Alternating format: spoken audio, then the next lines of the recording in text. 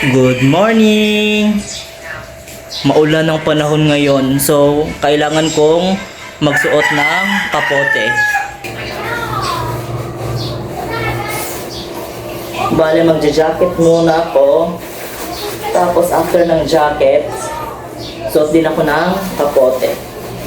Tanggalin ko na muna yung relo ko. Tsaka doon na lang ako mag-uniform sa school. Hindi na muna ako mag-uniform kasi baka mabasa ako. At sa simbahan. Doon ba? Mapot doon niya na. Nagkakapo ba?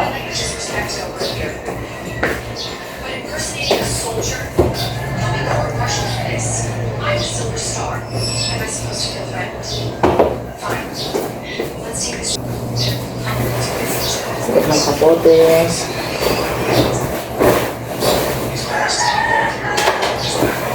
Ay, bag pala muna, nakalimutan ko. Balot bag muna. Kasi baka mabasa, may laptop pa naman sa loob. Sana lang hindi umulan ng malakas habang nasa biyahe kami.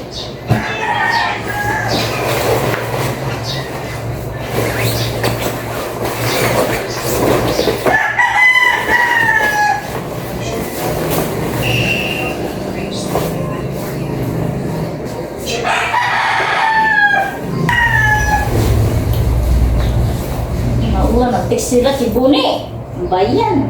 Final exam daw nila ngayon.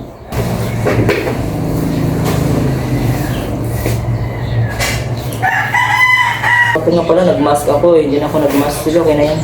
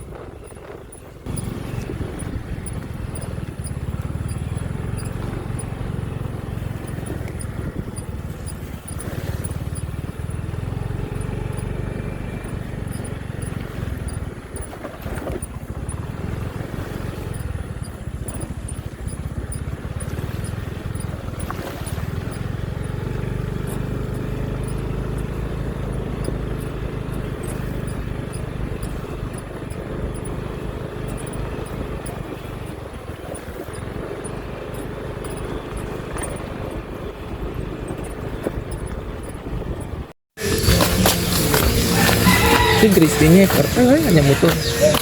Yan guys, yung motor ko doon ko pinarada sa may bubong. Kasi, di ba may butas na yung upuan, hindi siya pwedeng maulanan. Tapos andun pa yung school namin. Malapit na lang naman pero medyo maglalakad pa.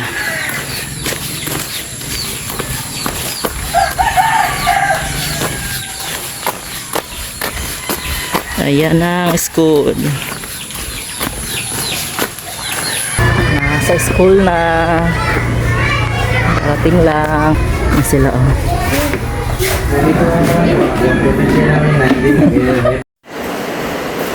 Uwian na. Jacket na naman kasi, maulan. Ito ngayon talagang maulan oh, sa labas. Buti na lang may kapote.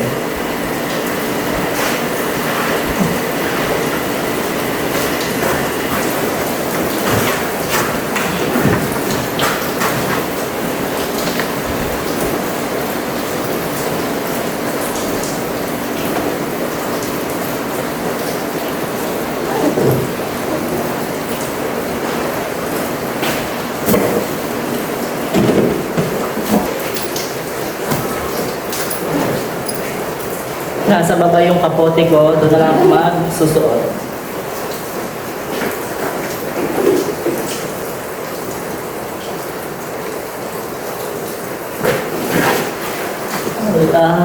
Maulan.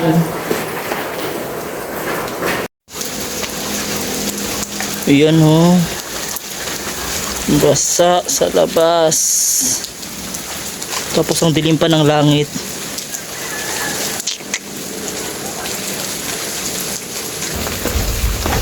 Bababa na.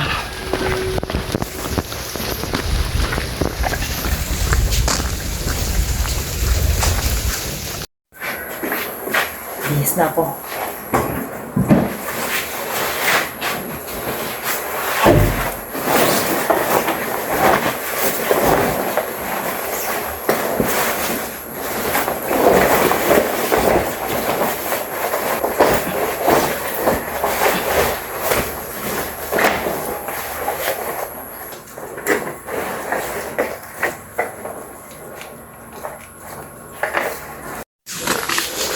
Doon sa medyo malayo pinarada ko yung motor kasi may bubong.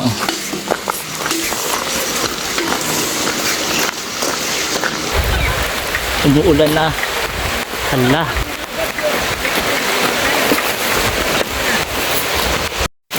Ayan guys yung motor.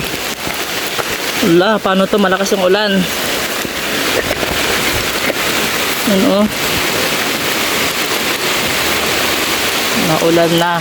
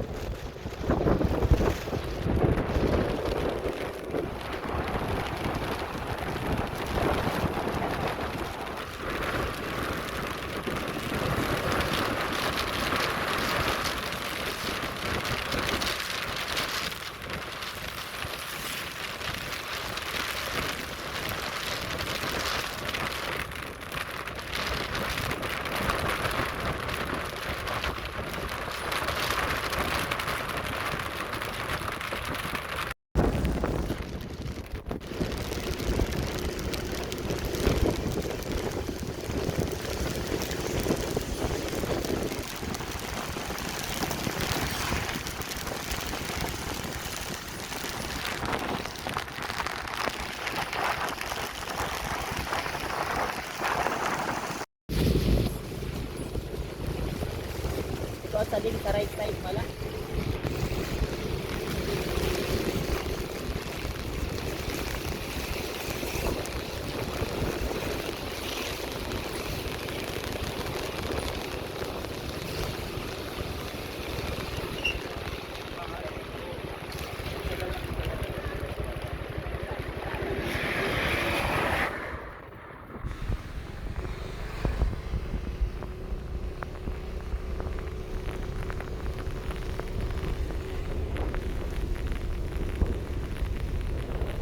Bahay na. Ayan, basa. Ah.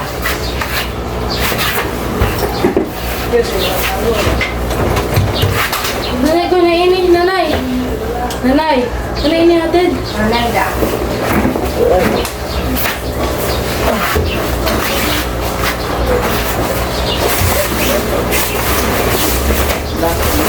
Ba yung kopi sa bag.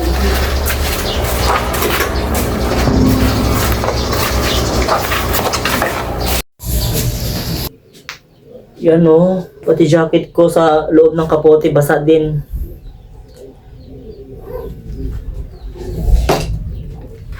Pag tag-ulan talaga, usually ganito na kami everyday. Yan. Basa. Pati damit, basa oh.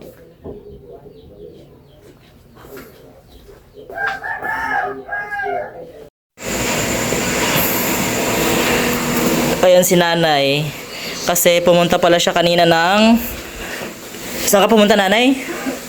Sa Katarman. Katarman kasi, nagpa-check up siya. Kagabi kasi, hindi siya makatulog ng maayos. Actually, ilang araw na rin kasi hindi na siya nakakatulog ng maayos. Sabi niya, magpapa-check up daw siya. Kaya kaninang umaga, pina-check up namin.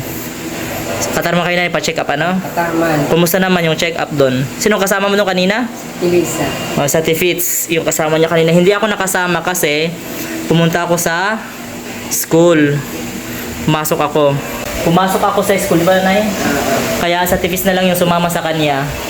Anong oras kayo pumunta doon kanina? 9. Alas 9 Tifits?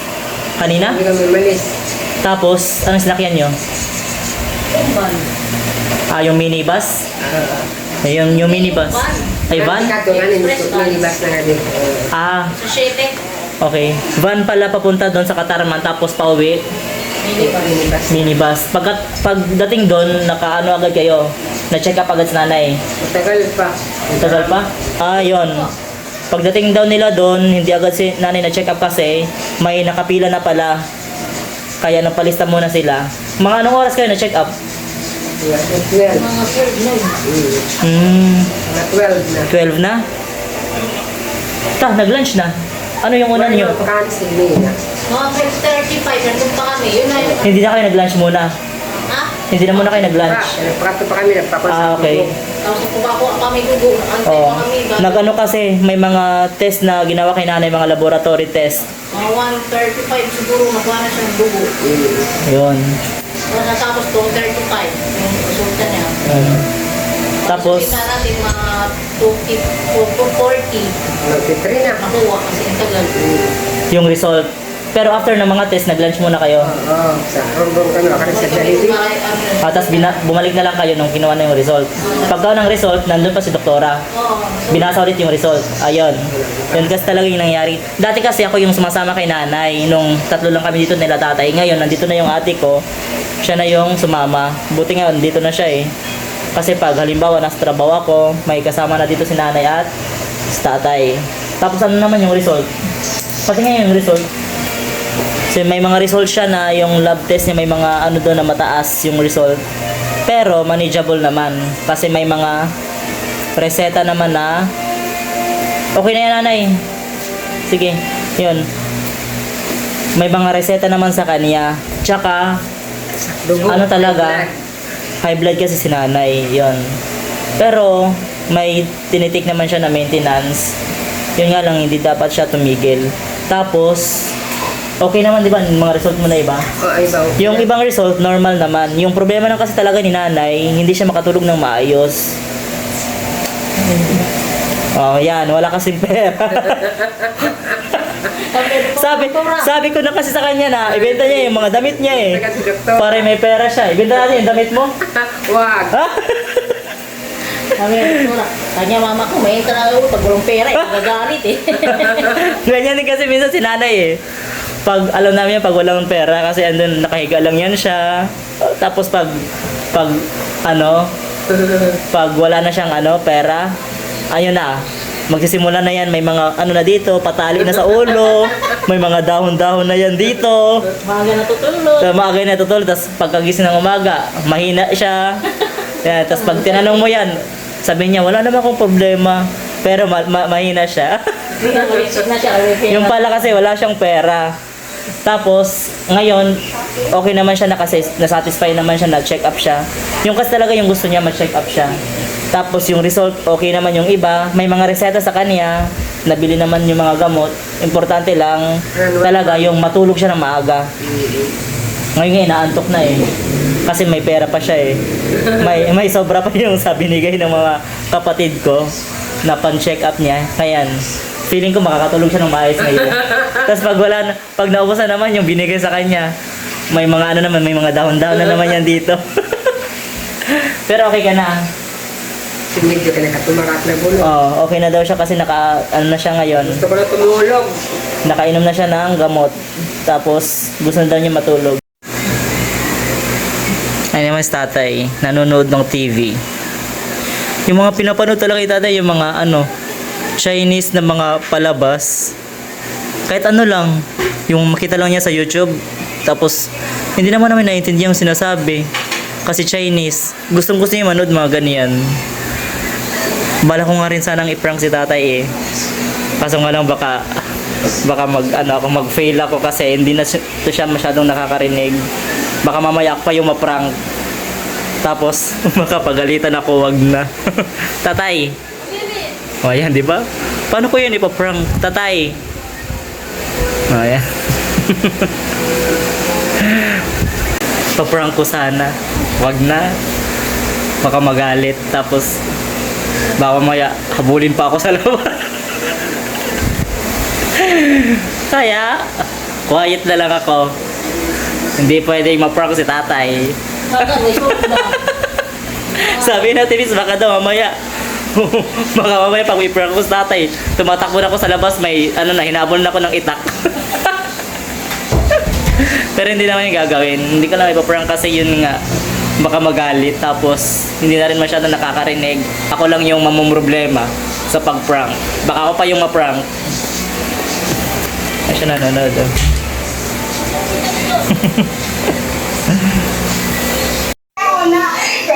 Katatapos lang maglakad. Bali, pumunta ako sa palengke. Tapos, bumili na lang din ako ng Indian mango. Nag-walking kasi ako. Tapos, naisip ko, para may maano naman ako doon, may mabili naman ako. Bumili na lang ako sa palengke ng Indian mango. O, di ba? Productive pa yung gabi ko. Guys, habang naglalakad ako kanina, may naisip na naman akong gagawin. Hindi ko alam kung mapaprank sila dito eh, pero try ko lang. Halimbawa, sumakit yung likod ko. Tapos, yung totoo, hindi talaga masakit yung likod ko. Sabihin ko lang na sumakit yung likod ko kasi nag-walking ako. Tapos, abangan nyo kung ano yung mangyayari mamaya. Natatawa na naman ako.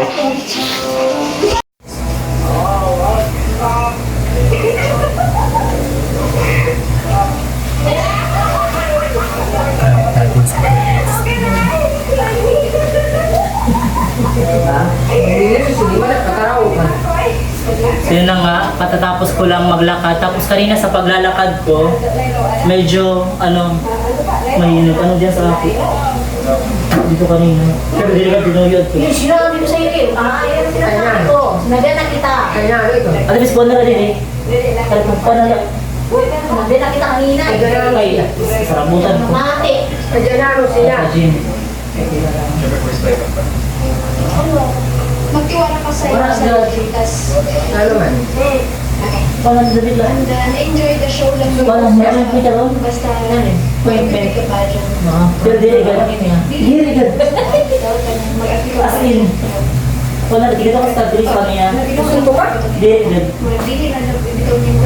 wala, gano'n daw. Sa iyo muna ano. Prank-prank ka na Ano naman. pinakayo? Oo, sa prank-prank. Memories to daw. And then, makain na ka. Kuwan ko, kain na. Like, open to days. Ano? Ay, ilang adel. May mo ko niya. Prank-prank. Diri daw. Sa inyo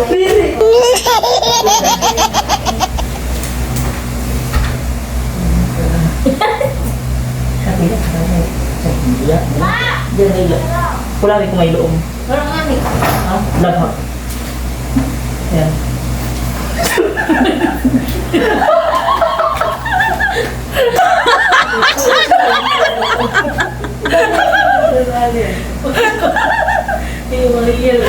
Suman na ngayon. Sabi niya kayo na baga prank lang ha. Sabi ko hindi. Suman na ngayon. Si nanay, try natin yan nanay. Nakakainis sa Tifit. Sinabi niya na prinang ko daw siya. Sinabi kay nanay. Pero try ko pa rin kay nanay. Kasi tatanong si nanay ano daw yan eh. Sabi ko kasi may ano sa akin. May nag-ano sa likod ko habang nag-walking ako. Tapos parang nag-worry si nanay. Try ko pa rin i-prank.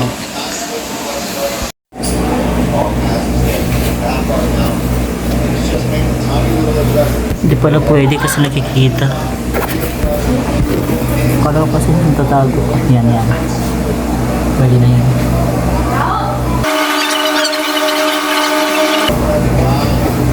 Hanggang pa nagdadasal pa. Okay.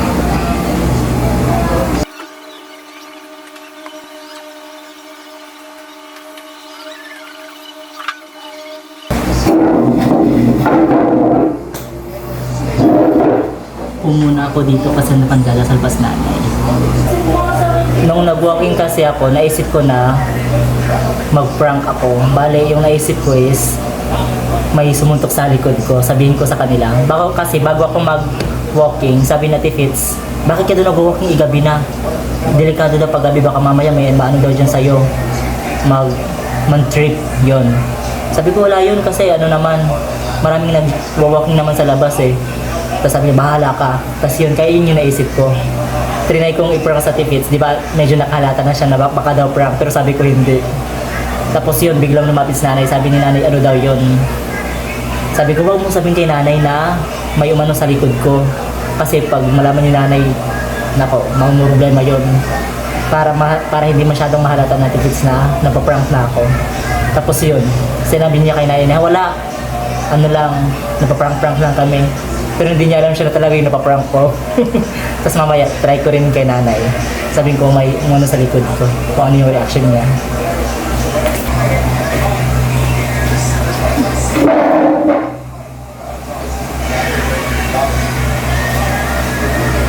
Natatawa ako.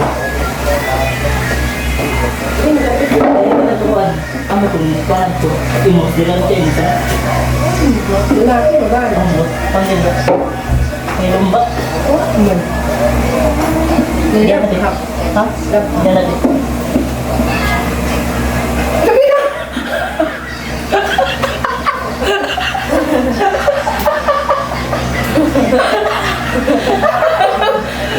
Bahay. Nakagigil na yun. Ano nang loob na yun? Hello! Ay, na-prank na naman. Kala mo ano? Unod nga. May napakilig suntok. Sayang, hindi nakita sa camera reaction ni nanay. Natakpan ko pala. Knock-out ka sa likod. Sayang, parang hindi nakita sa camera. Yung reaction ni nanay. Pero okay na. Bali, hanggang dyan na lang muna yung vlog ko kasi pagod na rin ako. Magpapahinga na ako, maligo lang ako tapos pahinga na. So, sana po ay mag-like and subscribe kayo at sana napatawa ko rin kayo ngayong araw. Bye-bye po, good night!